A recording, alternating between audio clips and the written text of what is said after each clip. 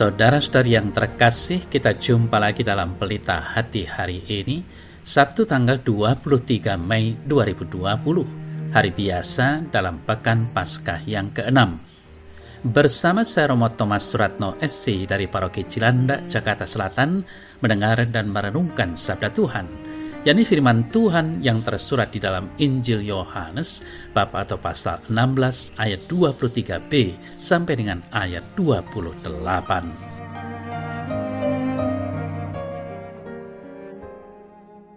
Dalam amanat perpisahannya, Yesus berkata kepada murid-muridnya, "Aku berkata kepadamu, sesungguhnya segala sesuatu yang kamu minta kepada Bapa akan diberikannya kepadamu dalam namaku. Sampai sekarang kamu belum meminta sesuatu pun dalam namaku. Mintalah, maka kamu akan menerima, supaya penuhlah sukacitamu. Semuanya ini kukatakan kepadamu dengan kiasan. Akan tiba saatnya, aku tidak lagi berkata-kata kepadamu dengan kiasan, tetapi terus terang memberitakan Bapa kepadamu. Pada hari itu kamu akan berdoa dalam namaku, dan tidak aku katakan kepadamu bahwa aku meminta bagimu kepada Bapa, sebab Bapa sendiri mengasihi kamu, karena kamu telah mengasihi aku dan percaya bahwa aku datang dari Allah. Aku datang dari Bapa, dan aku datang ke dalam dunia.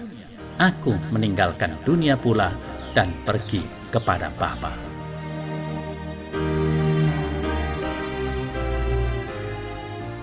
Saudara-saudari yang terkasih, banyak sekali Yesus mengajar menggunakan kiasan atau perumpamaan yang kadang kita tidak mengerti, atau kebanyakan orang tidak tahu apa yang dimaksudkannya, dan mereka bertanya apa yang dimaksudkan oleh Yesus melalui perumpamaannya itu. Yang jelas adalah Yesus ingin mewartakan kabar keselamatan yang datang dari Allah melalui perutusannya ke dunia. Apakah para murid dulu selalu mengerti akan ajaran Yesus? Kiranya tidaklah demikian. Maka sama seperti para murid, kita pun sekarang seringkali tidak cepat tanggap bila diberitahu atau diberi nasihat dengan menggunakan kiasan. Ada kalanya kita lebih mudah mengerti dan cepat tanggap bila mendengarkan langsung apa maksud dan tujuannya, karena kita tidak biasa mendengarkan kata-kata kiasan. Saudara-saudari yang terkasih, pewartaan Yesus mengenai kasih Bapanya mengundang kontroversi bagi banyak orang. Kasih Allah kepada manusia begitu nyata dalam kehidupan konkret kita. Yang menjadi masalah adalah apakah kita setiap saat peka dan sadar akan kasih Allah itu. Allah mengasihi kita bukan berarti Dia akan selalu memberikan pengalaman yang menggembirakan hati kita saja, melainkan juga akan memberikan pengalaman yang menantang kita untuk berani bersaksi bahwa Yesus adalah Putra Allah. Saudara-saudari yang terkasih, bila seseorang berhadapan dengan orang yang dikasihi dan yang mengasihi, apa kira-kira yang diminta? Kira-kira dia akan meminta supaya perjumpaan ini jangan berakhir, bukan? Sebab dikasih itu sendiri adalah sebuah anugerah. Itulah yang dialami oleh para murid, sehingga mereka belum meminta apa-apa dari Yesus.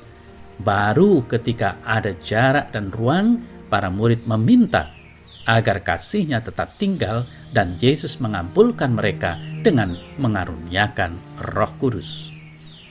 Saudara-saudari yang terkasih, dengan Roh Kudus para murid akan mengalami dikasihi oleh Allah sendiri, sebagaimana Yesus alami. Kuasa Allah dalam Roh Kudus itu menggerakkan mereka untuk bersekutu dalam doa dan bertekun mewartakan Allah yang penuh kasih. Kuasa kasih itu dapat juga hadir dalam diri siapapun yang mengasihi Allah dan mencari Dia dengan penuh kerinduan. Nah, kita diundang untuk meminta kuasa kasih itu, yang tidak lain adalah Roh Kudus sendiri. Kuasa kasih itu diberikan kepada orang-orang yang dikasihi dan mengasihi Allah. Kuasa kasih ini tidak bisa dibeli dan ditukar dengan uang atau barang apapun. Kuasa kasih itu diberikan dengan cuma-cuma. Hanya bisa dimohon dalam doa dengan rendah hati dan penuh cinta. Saudara-saudari yang terkasih, dalam diri setiap murid Yesus, hidup doa merupakan bagian penting dan integral. Kita berdoa kepada Bapa dengan pengantaraan Yesus Kristus dan dalam Roh Kudus. Jika kita berdoa bersama Yesus kepada Bapa, maka Ia akan mengabulkan doa kita. Segala sesuatu yang kamu minta kepada Bapa akan diberikannya kepadamu dalam namaku. Itulah yang dikatakan Yesus. Yohanes 16 ayat 23. Namun, kita sering merasa doa kita tidak dikabulkan. Bisa jadi karena apa yang kita minta tidak sesuai dengan kehendak Tuhan. Saudara-saudari yang terkasih, dua hal penting yang kita terima dari warta Injil hari ini ialah pentingnya bersaksi dalam mewartakan dan berdoa. Kemudian, beriman kepada Tuhan semestinya tidak boleh dieksklusifkan untuk diri sendiri, sebab keselamatan itu milik semua orang. Maka, kita wajib mewartakan Tuhan Yesus kepada semua orang. Untuk dapat menjadi pewarta, kita tidak boleh menanggalkan atau meninggalkan hidup doa. Kasih kepada Tuhan terwujud dalam doa dan karya, seperti pepatah katakan, ora et labora.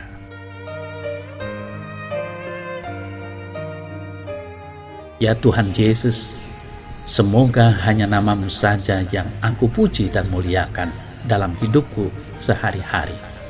Dan semoga semua aku kerjakan demi bagi-Mu saja. Amin.